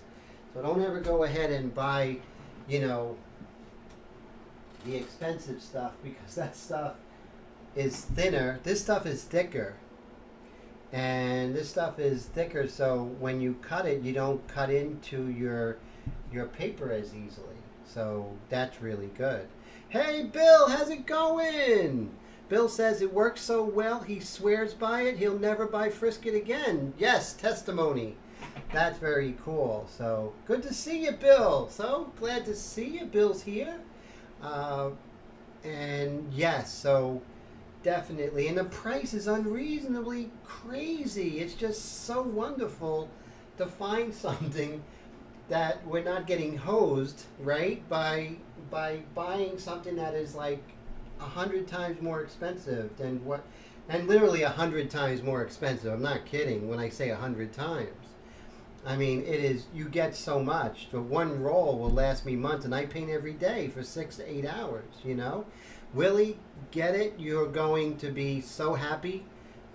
You know, you're going to never go back. And never, ever, ever. It is just superior in so many ways. And it's so big. And you know what's also great about this stuff? It even has measurements on it. So you can actually, and it's see-through, so you can actually measure it a lot easier, which is really great. Now that probably is, now remember, this is 20 feet, so that's probably like 40 feet or something like that.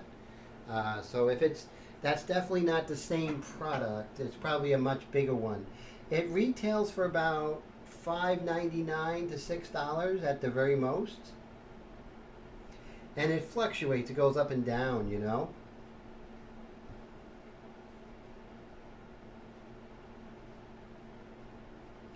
And negative space, negative shape is really important here when drawing.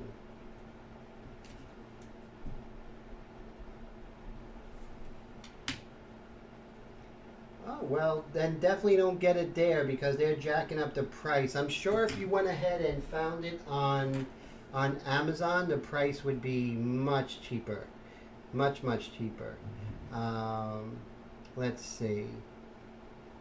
It might be for me telling all my artist friends. I'm gonna do a quick search on here.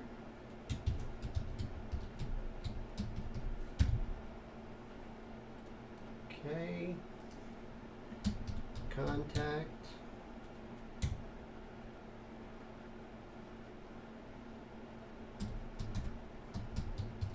Clear mat. So Wendy, if you actually I'll actually go ahead and put that link in there because that my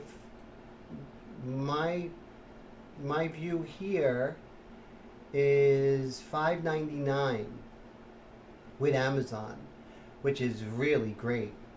And I'm gonna go ahead and get that link for you guys. Let me do that for you now. No time like the present.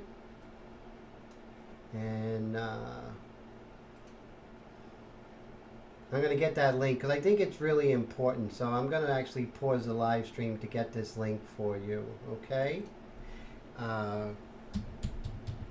Clear contact mat. Okay. There it is. And it is $5.99.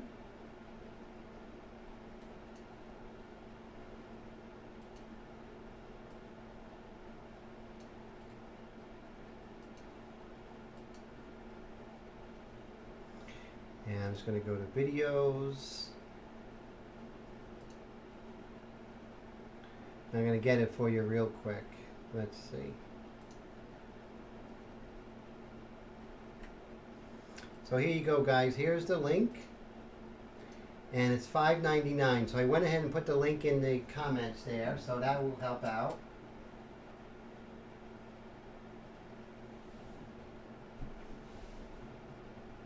Probably not going to go in with the white tonight because the drawing is a little more complicated than normally.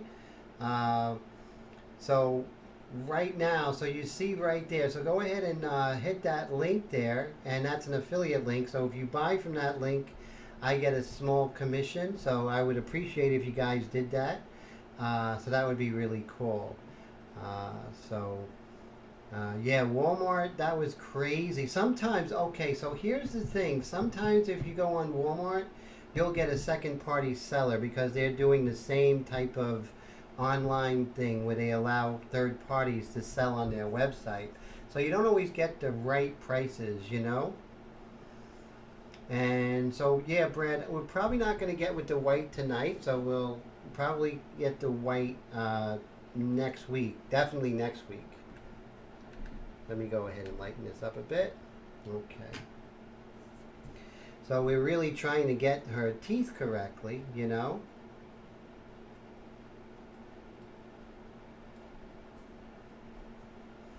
And so I'm not going to rush that, and I don't think anyone should. And I think that's one of the reasons why I'm taking my time, because I think it definitely calls for it, especially when we're doing a portrait that is, you know, that you really want to get that emotion correctly. And there's a lot of subtleties when getting emotion. If she was just looking like all cool and calm and collected, then I probably would whiz through this stage. But not now, I don't think. Because I think it takes a little more sensitivity when you're doing something like this.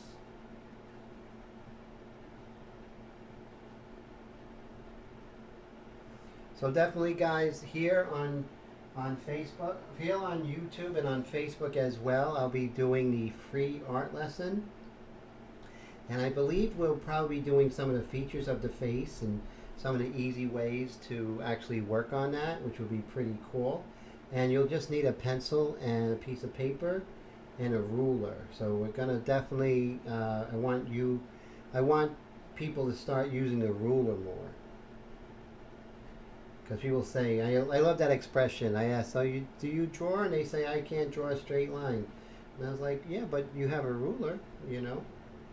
You don't have to. and artists don't. You're welcome, Willie, and you're welcome, Wendy.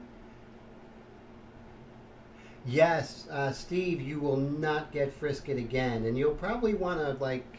You're probably going to be very angry that you actually use Frisket. You know, you really are, because it really is. That was just we were getting fleeced. You know.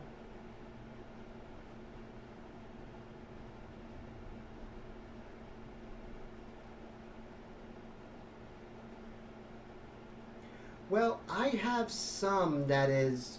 I actually, one of the AC Moores went out of business years ago, and they were selling all the Frisket, and I got these large rolls of the Frisket for very cheap. But even cheap is much more expensive than what I'm paying for now.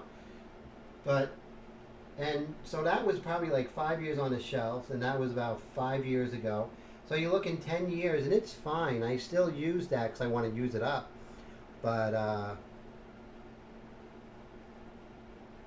exactly, when you think the money you spent on that Frisket, uh, it's terrible. When this stuff works, and guys, I put this, and Steve does too. I put it through its paces. You know, I do. I have right now three, four paintings going, which I'm using Frisket. I usually finish three paintings a week, so I'm using Frisket on all of them. And if there was something wrong, I would have found it out by now. So I can definitely, with 100% confidence, know that this is going to be a product that you're absolutely going to love. And I'll tell you the drawbacks, there are none. The only thing that drawback is that you haven't been purchasing this stuff from the beginning, as I haven't, you know. And Wendy says she's a little afraid, as hot and humid as it is here. I'd hate to ruin the drawing. Uh, no, this stuff you can actually keep that. I don't think that heat would actually cause a problem. So I don't see that as an issue, Wendy. Not at all. You know, I'm sure if you keep it in your studio or even keep it in your bedroom in the closet or something like that, that would be fine. I have, you know, I haven't used it over the summer. Yeah, I did. I did purchase it over the summer. There was, and we had a hot summer, so there wasn't any problems. And in my studio, I don't have the air on there all the time. So definitely give it a try. And for $5.99, that's a sandwich, right? That's the price of a sandwich, you know. Oh, you ordered it. Great. Great. Fantastic. So I'm glad. So guys, order that stuff, and you'll never go back, and you'll be like, Tim, I can't believe you saved me so much money. And I'm like, that's what I'm here for. I always say my trials save you guys from errors. So I try stuff, and I'll be like, wow, that sucked. Tell you guys about it, and then you guys. Uh, but Ray, from our Ink Flingers group, he was the first guy who actually shown me of using Frisket on regular paper. And I never did it before, and because I was always told you can't do it because paper, and so when he did it, oh my God, I was like, "What are you doing, Ray?" And Ray actually taught me that you could use Frisket, and so I give Ray 100% credit of using Frisket today. So that really, like I said, I learned so much from you guys, as much as you guys, or maybe more from you guys than you guys learned from me.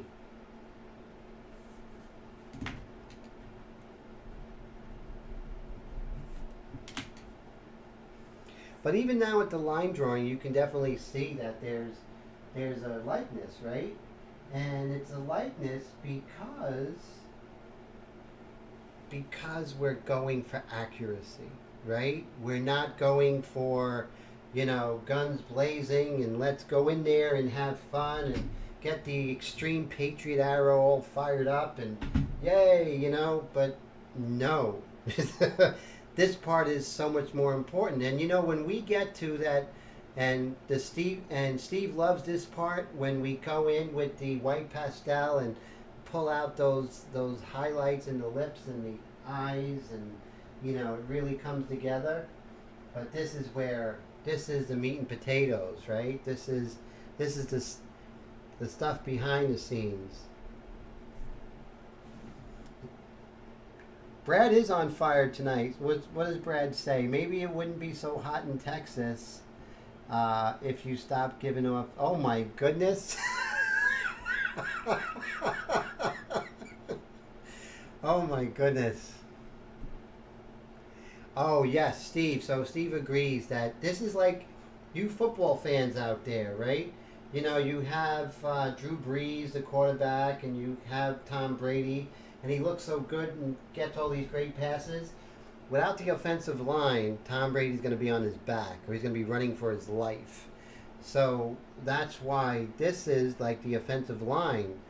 This is the stuff that, without doing this correctly, all that other stuff is just going to be horrible. So that's the importance of it. So the takeaway from this particular live stream is this. Make sure you have enough coffee. No, that's, that's not the takeaway. The takeaway is take your time with the drawing. Whether you draw it out, use the graph method, whether you project or use carbon paper, whatever, don't get stuck with that, right? Don't be complacent. Really work on the drawing. So this week, what I'm going to be doing is I'm going to be drawing this out. So when I come back, she's going to be totally drawn out. Not that sounds like she's tired. No, I'm going to draw her finished, and then we're going to come in with the white, and that's the white mixture. The airbrush I want to use, I want to show this one to you. I love this airbrush, and this one is my modified 105 Arrow, and it's really a beautiful airbrush. I modify a little bit. I love this like chrome, right? It's really nice, this sort of chrome body, and I went ahead and modified a little bit. So it definitely gets the detail that my Extreme Patriot Arrow can get. And I put a Mac valve on it. So I'm going to go ahead and show you next week when I use the white. I'm going to use the white with this particular airbrush. So that's going to be a lot of fun.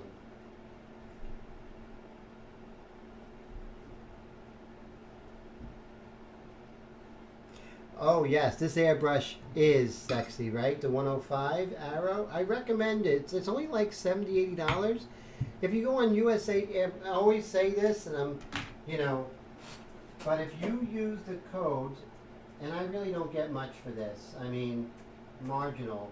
I get a little bit, but not much, as far as any kind of commission. But if you use the code timothypsa at this website, USAairbrushsupply.com, you guys get the 10% off. So that's not bad. You know what I mean? That's pretty good. www.usa. So I'm going to put a link.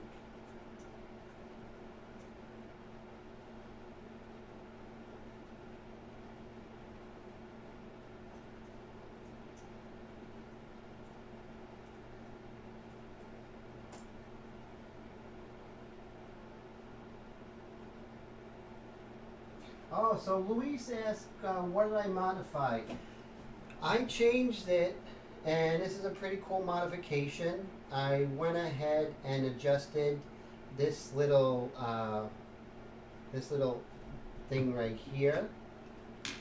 I put this air cap on there, and I used the 41044 needle and nozzle combination. And those two changes really made a big difference with this airbrush. So I did those, and it made it even more detailed. And I put a Mac valve on it. So those are the changes I made on that, Luis, you know.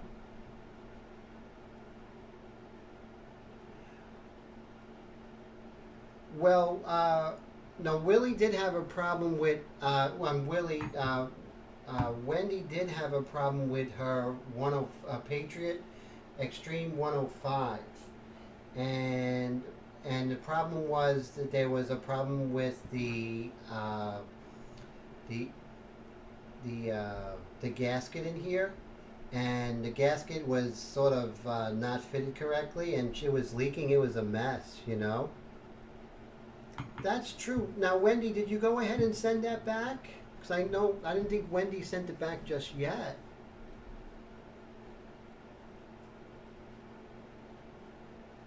Now, Willie, do you have the 105 arrow, the one with the big cup? I think you have the bigger cup, right? Now, I know Willie very much. Oh, so maybe I would still send it. They're still there. So, Wendy, I would definitely send it back. First, send an email to their customer service. We'll talk about that, definitely. Oh, Luis, I would think so too, but there was a lot of other problems with this. There was paint inside the back over here. It was just a mess. It looked like back here there was all kinds of like metal shavings. It just looked like it was just from the manufacturer's standpoint, it was a mess, you know? Uh, Definitely.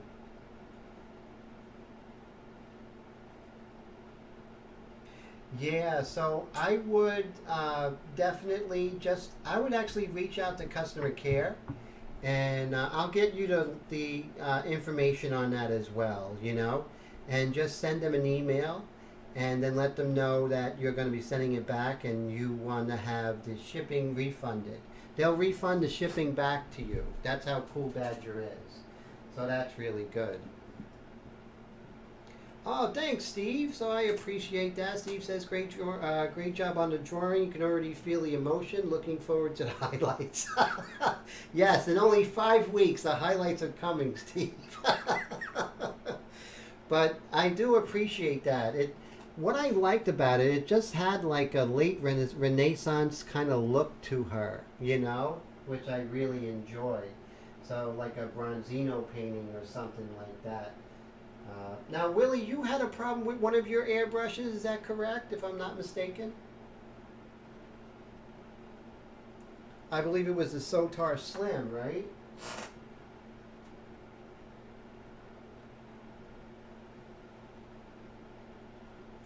Take care, Steve. Always a pleasure to see you, my friend.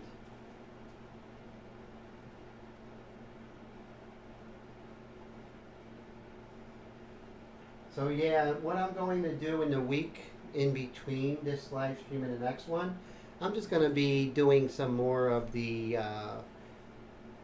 fine tuning of the drawing, getting the measurements. No, not you. That's good news. So I'm glad it was somebody else. So I mean, glad it wasn't you. You know, bummed it was somebody, but glad it wasn't you, Steve. And so have a great night there, Brad. Always amazing. Can't wait to see. Can't wait to see Brad's new studio coming out. He's actually renovating his studio, and so Wendy says, think she's going to ask for the Extreme Patriot Arrow. Yes, that would be amazing. Definitely. Same price. So that would be no problem. I've had... Oh, so Kiva says she had great luck with all her badgers. So Kiva, what is your favorite badger so far? Badgers? I don't need no stinking badgers. I had to say that bad joke, okay? Sorry about that. But, yeah, so what's your favorite badger? Wendy, have a great night, and oh, thank you. I'm going to email you. I'm going to get you that information either later tonight or tomorrow, okay? Tone, take care. Good to see you.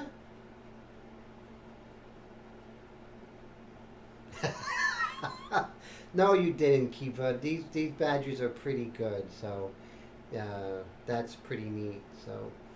So yeah, I'm gonna go ahead and put the photo on my page, which is www.paintedglyphs.com. So go ahead and log on to that, guys. Make sure you hit the like button, and if you're not subscribed, please subscribe. And go to www.paintingcliffs.com. There you could learn about my inks, my classes, all different stuff, and so you can see different examples. So have a great night, Willie. Always a pleasure. So the Sotar 2020 Slim is amazing, right? The only gripe I have is that it doesn't take much paint. How many drops do you put in there? Because Wendy, I can only put in like maybe 3 drops before. Because remember, I work on a vertical surface. I mean, a horizontal surface. And so that's, yes, Willie, the Slim is amazing, and I do love it. It's just the I can't put much. Oh, great! So Todd, thanks for coming. So this was a great discussion. Thank you everybody for being here. What a pleasure. And so yeah, only a few drops at a time. That's it.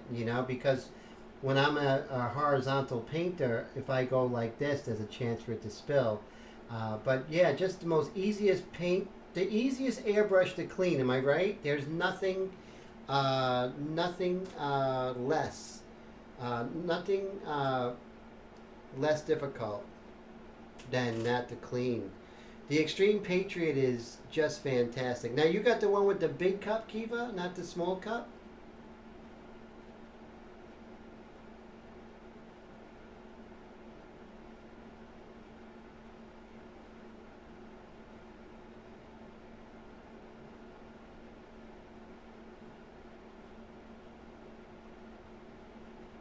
Okay, guys, so it looks like, oh, you have both. Okay.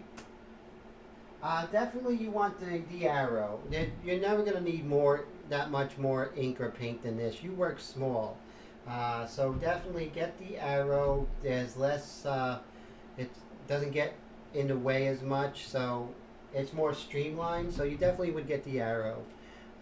So Kiva ordered them all. Might need intervention. Wow. So Kiva, yeah, my Extreme Patriot arrow is really fantastic. I have that one, and I have another Extreme Patriot arrow. As you can see, I have 2 of them, and they're just amazing. And if I would basically have nothing but Extreme Patriot arrows, I mean, definitely. So Louise says, cleaning the chrome nozzle, it's a big problem and is extremely small. Yeah, if you want the easiest airbrush to clean in the world, then definitely the Sotar 2020 Slim. The MAC valve, yes, that is the MAC valve on the arrow.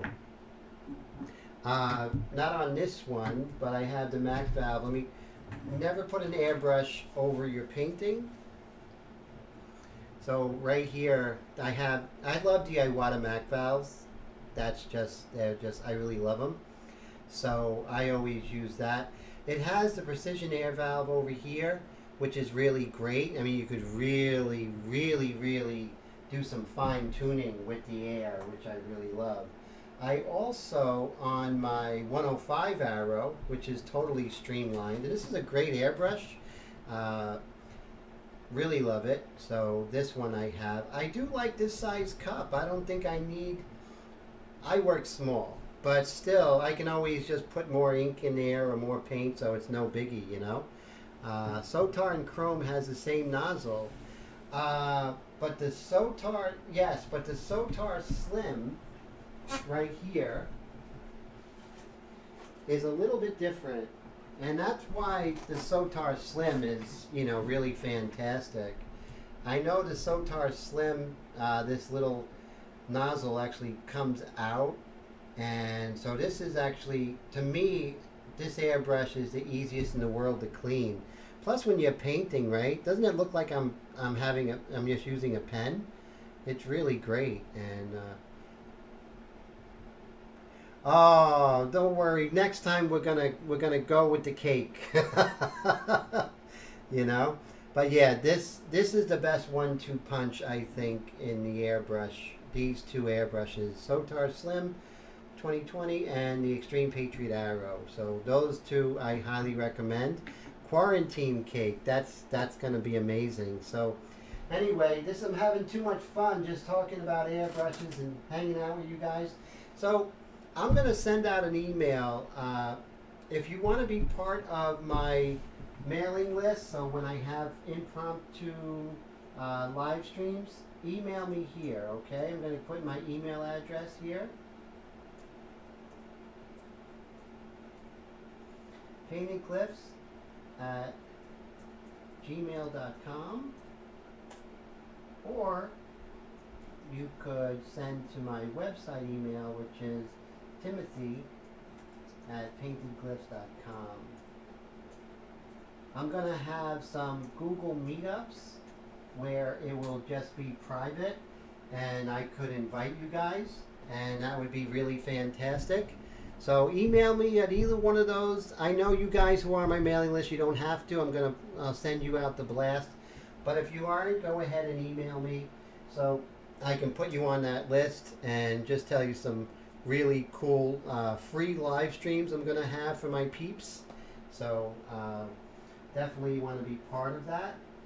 So, all right, guys, thank you so much for hanging out with me. Always a pleasure. You guys are just amazing. You know you are.